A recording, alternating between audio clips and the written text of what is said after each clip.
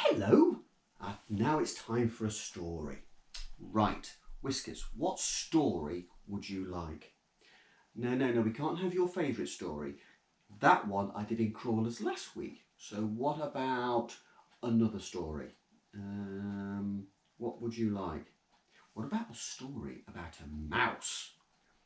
Yes? You like a story about a mouse, do you? All right then. You sit there. Actually, you sit there and you listen to my story about a mouse. So this is the story about the mouse. This is called The Mouse's Tale. Jesus and the Storm. Hello, I'm a mouse. I'm a ship's mouse. And this is my house. It's a fishing boat. In the evening, when the fishermen have gone home, that's when I wake up and come out and smell and sniff the fishing nets. Well, the other evening, a strange thing happened.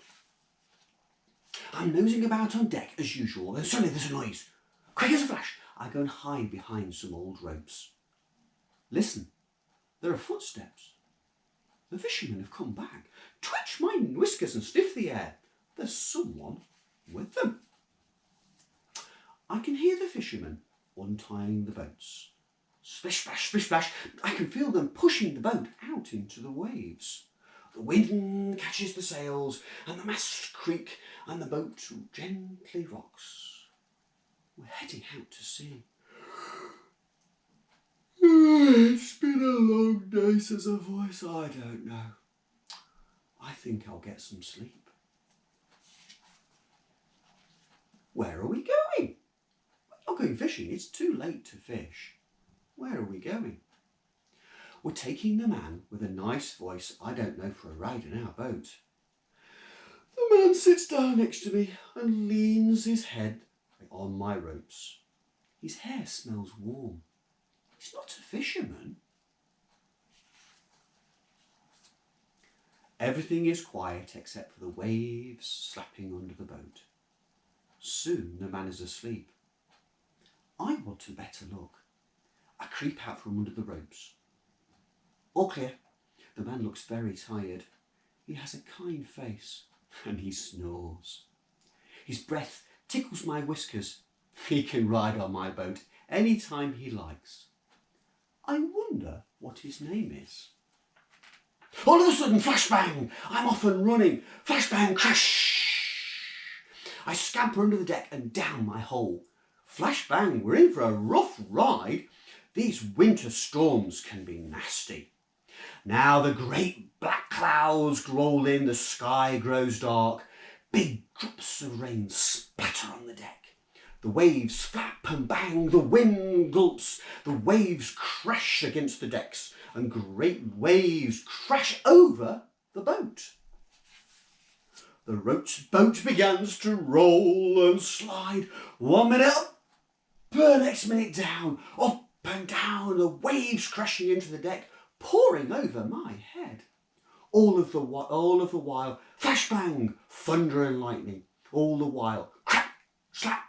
The wind tatters our sails, and all the while the man sleeps on and snores. Wake up, we're going to sink. Wake up, we're going to be drowned. Wake up, Jesus, wake up. So that's his name. Slowly the man opens his eyes and looks and blinks and looks around. Holding on to the mast, he stands up straight. Then stretching out his hand, he shouts into the wind. His voice is stern and firm and very loud. Peace. Be still.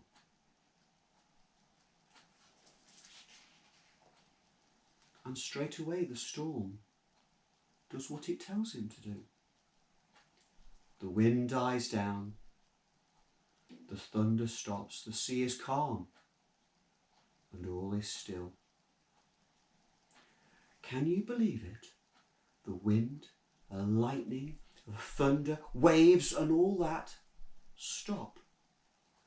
What kind of a man is this? The setting sun peeps out behind the cloud. The men get out of their oars to row home. I shake the water from my paws and ears, and settle down to sleep.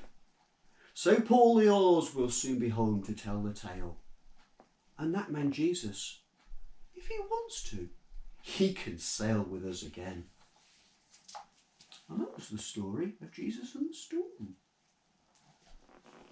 What did you think to that story, eh? Did you like that story? Yes. Everybody was really upset and worried. And then Jesus just stood up and said, peace. What an amazing man, wasn't he?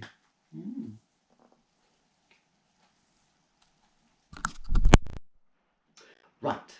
This is the story of King Saul, Prince Jonathan, and David. Now, I need to tell you a bit about these characters so you know who we're talking about. So, King Saul was the first king of Israel. He'd been anointed by God to be king. Now, things are going to be going okay to start with. He was a pretty good king. He'd done lots of good things. But then, things have started to go a bit bad. He'd started to do things his way. And that wasn't good. So now we have Jonathan, or Prince Jonathan. He was Saul's son. And then we have David. Now, David was the David that you know from the Bible. He had, when we start this story, he'd just beaten Goliath in a big battle. Okay? Right. So let the story begin. David had just beaten Goliath in a big battle, killing the giant. And Saul said, as your prize for beating the Philistines, you can come and live in the palace with me. Now, David thought this was a good idea. And while he was in the palace, he became really good friends with Jonathan, Saul's son. And the two became really good friends. Now, Saul wasn't very well, and sometimes he used to get a bit upset. So David used to sit next to Saul and play the harp to calm him down. But one day, Saul was so upset he didn't even like David playing the harp, and he grabbed his spear and threw it at David. If it wasn't for David, who hadn't been looking and ducked, he would have been dead. But David ran out of the room and hid. Found Jonathan and said, Jonathan, your dad has just nearly tried to kill me. I'm not sure I can carry on living in the palace. Jonathan said, don't worry, I'll make peace between the two of you. So Jonathan went to talk to his dad. And he said, Dad, look, you can't keep trying to kill David. It's just not right. And Saul said, yeah, you're right. I can't keep killing David or trying to kill him. That's just not right. So Jonathan then went back to David and said, don't worry about it. It's fine. King Saul has promised not to throw any more spears at you, which is a good thing. And David says, okay, I promise not to try and kill Saul, even if he's throwing spears at me, which is a good thing. Okay, but David says, I still don't trust Saul. Tell you what, there's a big party coming up. Everyone should be there, but I will not go. And we'll see what happens. We'll see if Saul gets angry with me. And Jonathan says, that's a good idea. But if he is angry, how am I going to tell you that he's angry without you getting into trouble? Jonathan has an idea. He says, after the party, I shall pretend to go down to the field outside and shoot bows and arrows. Okay? And my servant will go and fetch the arrows, and you hide. And if I say to the servant, the arrow's further away, then you'll know that, David, you've got to run away because Saul is angry with you. And if I say to the servant, the arrow is this side, then you'll know to come because Saul is okay. Right, says David, that sounds like a good plan. Okay. All have a big party. And to start with, Saul's okay. He says, where's David? Where's David? And Jonathan says, it's okay, he's gone home to visit his dad. You'll be back soon. Saul's not particularly happy with this. And later in the party, Saul really gets angry. He says, David should be here. It's really not right that David isn't here. And Jonathan realises that Saul is really not happy. So maybe David had better stay away. So the next day, he goes and shoots his bow and arrow and goes, and the arrow goes. And the servant goes to fetch the arrow, and he says to the servant, no, the arrow is way past you, way in the distance. David hears this and knows. He knows that Saul's angry with him, and he better not come back. So what does David do? He gets some men, and he runs away and hides in the hills. Now, Saul hears about this and gets an army together and chases after David. So David is hiding in the hills thinking, I can't attack King Saul. What do I do? So David goes and hides in a cave. Saul and his men come down the valley and camp in the valley. They camped up for the night, and Saul says, actually, I need a wee. I'm going to go and have a wee. And would you believe it? Saul picks the very cave where David is hiding to go and have a wee. So David nips into the cave to have a wee. And while he's having a wee, David thinks, I could kill Saul now. But he doesn't because of his promise. So what he does, he creeps up and he cuts the corner off his cloak very quietly and then creeps back into the cave. Saul finishes what he's doing, washes his hands like he should do, and goes back into the camp. And then David appears at the cave entrance and goes, Saul, look what I did. I've got the corner of your cloak. I kept my promise. I could have killed you. Saul is not happy. In fact, he's even more angry. And so the next day, starts chasing after him again. The next night, Saul makes camp in a different valley, and David is hiding up on the hills. All calm and quiet in the camp. And everybody's gone to sleep. David, this time, sneaks with one of his men, sneaks down into the camp and sneaks through the camp till he's standing next to Saul, asleep. David's man says, why didn't you kill Saul while you've got the chance? And David said, no, I promised to Jonathan. Okay, what I'll do, I'll take King Saul's spear and King Saul's water jug quietly and creep back out of the camp.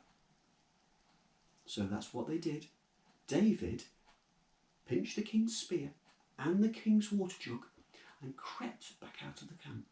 Next morning, he stood up on the hill and said, Saul, look, last night I came into camp and I pinched your spear and I pinched your water jug from right next to your head. I could have killed you, but I didn't because I shouldn't kill the king. Hearing this, Saul realised that I'm not going to be able to catch David. So Saul went back into his palace, and David, just to be careful, went and hid among the Philistines and joined their army. Many years later, King Saul had died, and David became the second king of Israel. Now, I don't think that would have happened unless Prince Jonathan had made the peace and got a promise out of Saul. All right, so Saul didn't keep the promise, but he got a promise out of David. The promise was, I will not kill the king. So Jonathan was a peacemaker.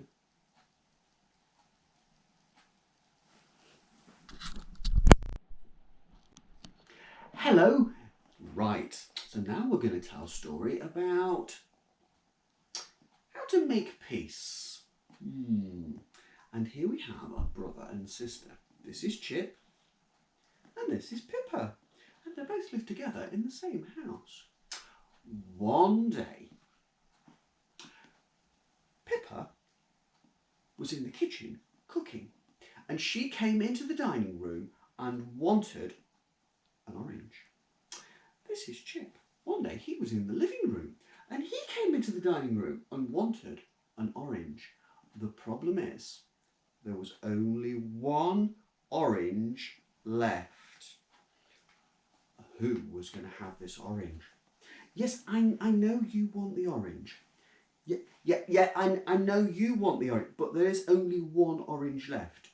Well, what are we going to do about it? No. Right. How about if I take the orange and I cut it in half and I give you 1/2 each? Will that be okay? Will that make you happy? No, that won't make you happy. Why not? Because you want a whole orange. What about you? Will that make you happy? You want a whole orange. Yes, but you can't both have a whole orange. What am I going to do? What about Pippa? Why do you want the orange? You're cooking. And you want the rind from the orange to go in your orange cake. Okay. Oh, you're eating and you want the middle of the orange. Well, I'll tell you what, if I take the orange and I give it to you, Pippa, and you take it into the kitchen and you make your cake, and then when you've done with the outside, you bring it back, give it to Chip, and then he can eat the inside. Does that sound like a good idea? Would you both be happy at that? Wow, that was a good idea, wasn't it? So the peacemaker, that was me. What did I do to make peace in this family? I listened. And I listened to what people actually wanted, not what they said they wanted. Isn't that a good idea? You stop.